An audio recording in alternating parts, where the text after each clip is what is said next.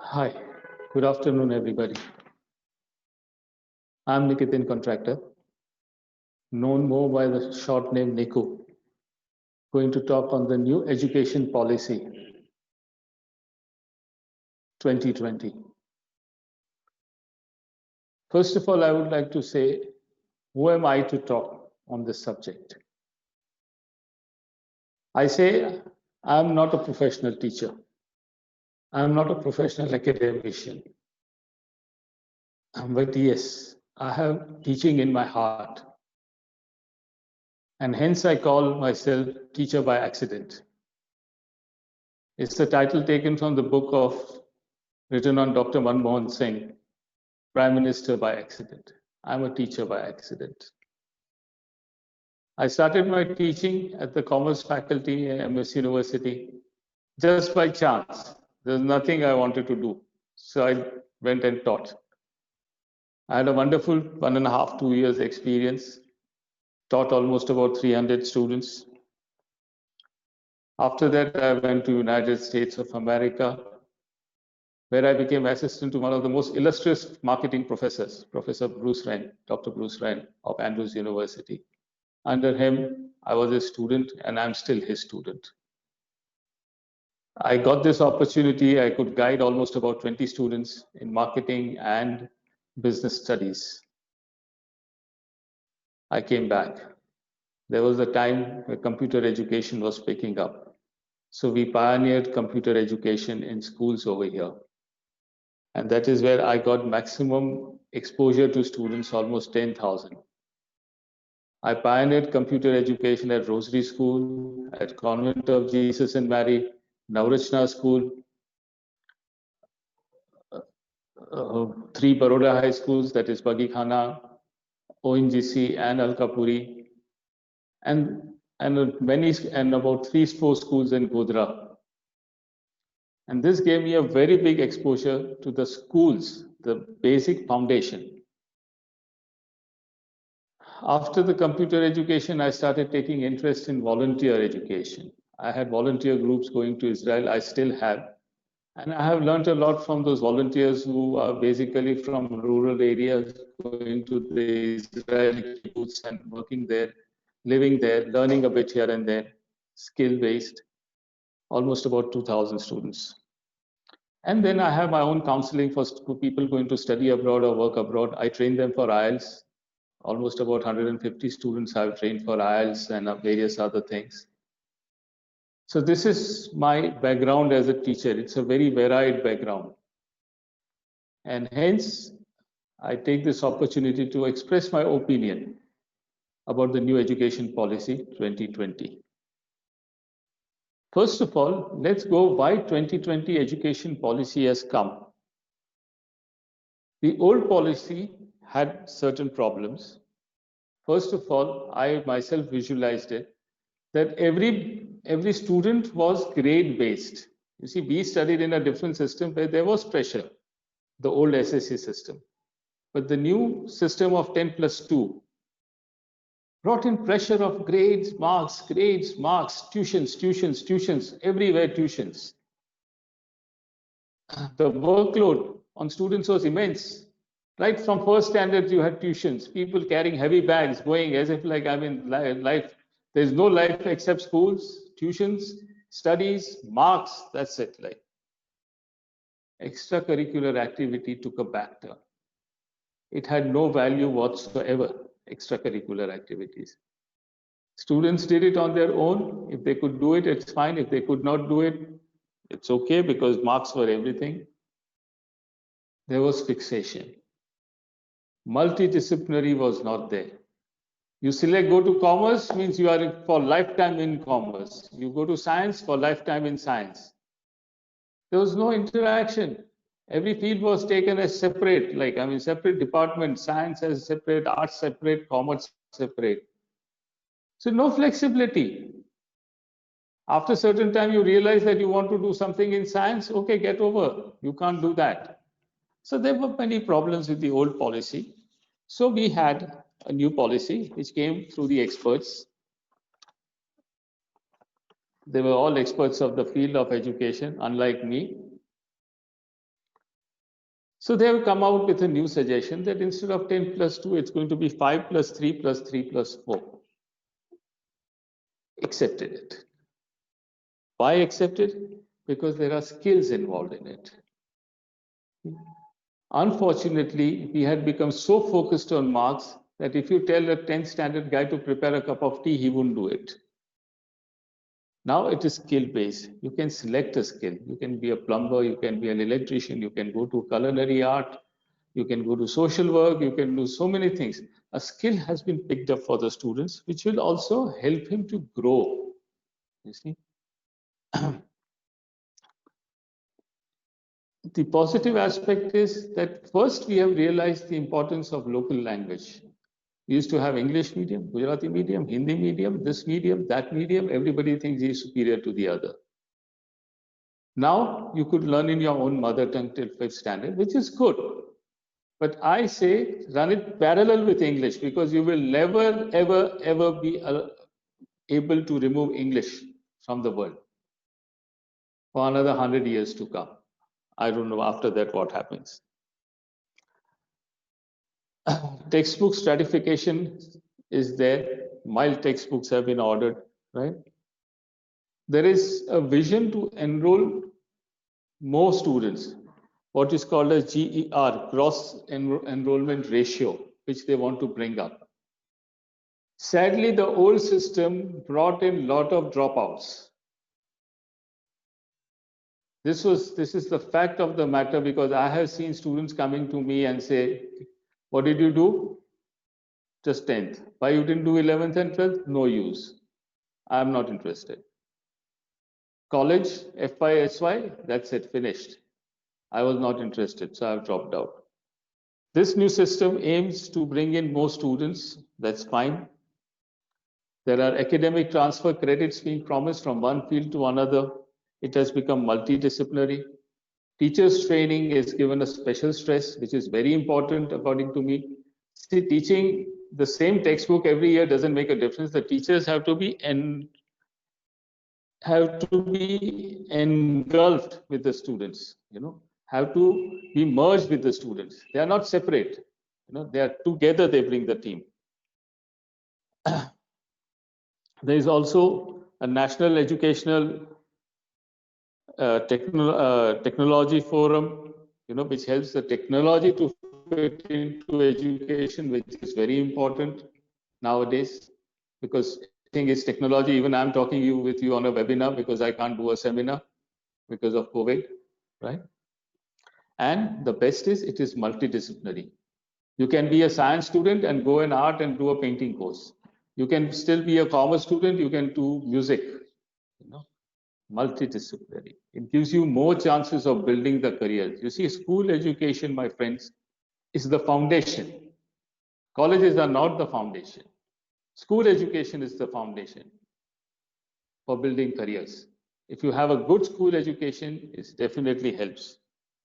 And here I would like to give the example of Finland, the best school system in the world. What does it do? No standardization of test. You test as you feel like, the teacher feels like. Instead of all that board exam, G exam, NEET exam, this exam, that exam. Simple standardizations by schools. Cooperation between teachers, students and students, not competition. Here, oh, this boy Alok got 95, so teacher says, Dekha, Alok 95 mark le aavyo. Right? And this fellow got 45. So much of discrimination we have. No? Finland doesn't do that. There is cooperation, not competition. The third aspect of Finnish education is that the school doesn't bring down a list of performance. Here we have advertisements. My class got 97 out of 100. This fellow got 96 out of 100. What about the guys who got 40, 50, 60? You don't even put their names over there because that does not suit you. Neither the school nor the commercial classes. So refrain from that. What is given importance in Finnish school system? Healthcare. The most important part which we are ignoring. There is no healthcare done in the schools level. If you are having some problems, you have the problems, the private doctors will solve it, or you carry on with the problem. Right? Psychological counseling.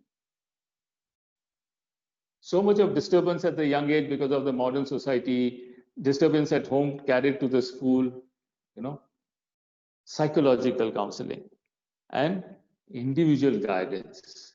Every student is different. Every student has his own box, and how you make him look after outside the box, that's more important. Finnish system balances social inequality, which is rampant in India, the social inequality. Still, we have the old system, this, that, upper caste, lower caste, this caste, that caste, this community, that community. Social inequality has to be the balance factor. And I'm sure the new policy has aimed it, but a lot of things need to be done about it.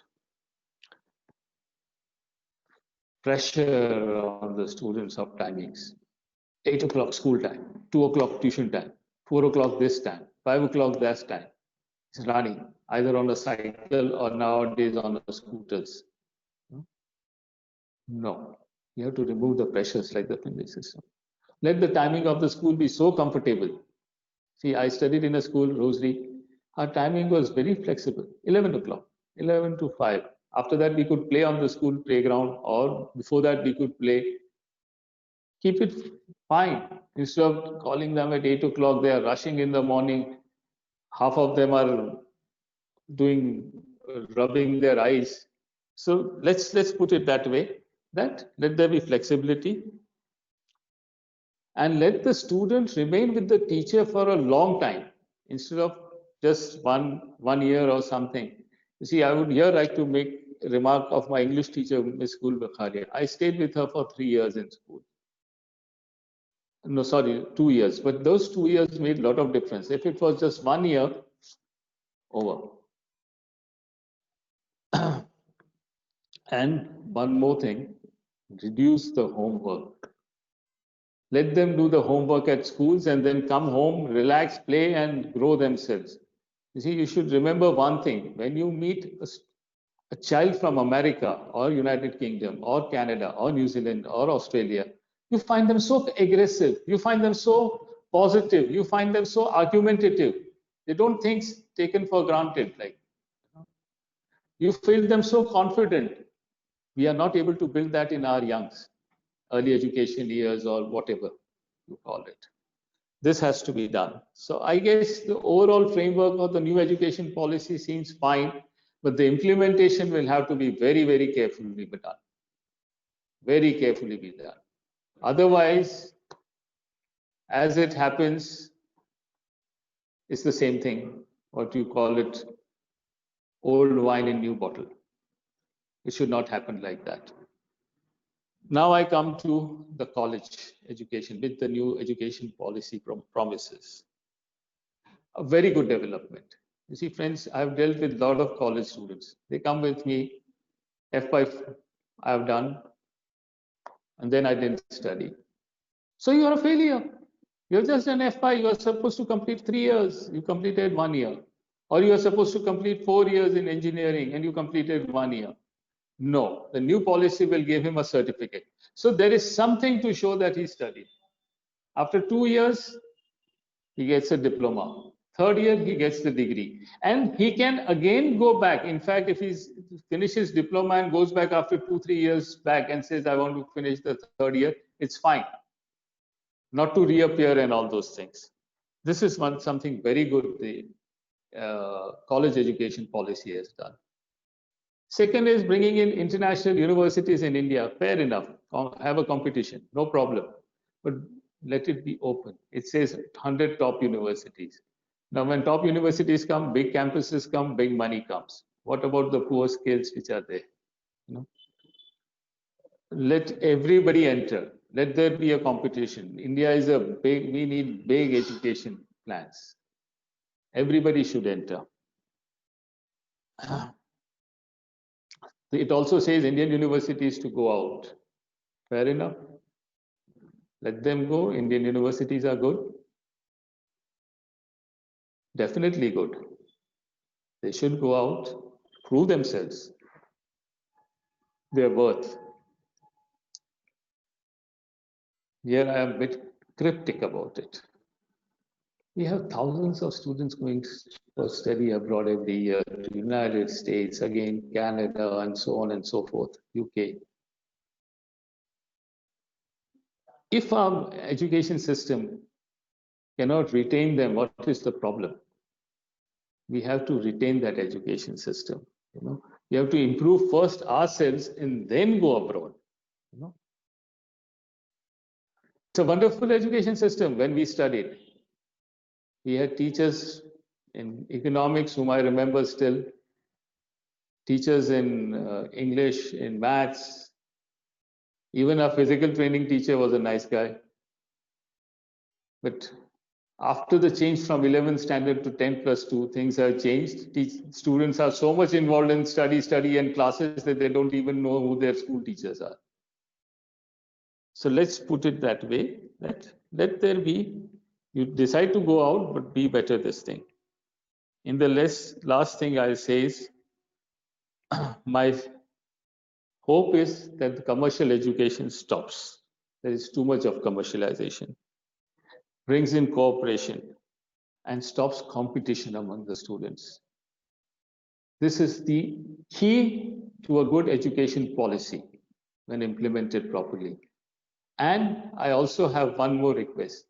For God's sake, keep politics out of education and sports. Keep religion out of education and sports. Please. This will only help. Our Rosary School team, football team had Parsis, had Muslims, had Christians, had Hindus, and they became champions. Our cricket team has followed the same practice nationally anywhere. Don't change this policy. Don't change it. Don't bring in politics, don't bring in religion into education. For God's sake. Treat everything equally. All religions are equal. God is one. With this, I end. Thank you very much. If you have any questions, you can email me.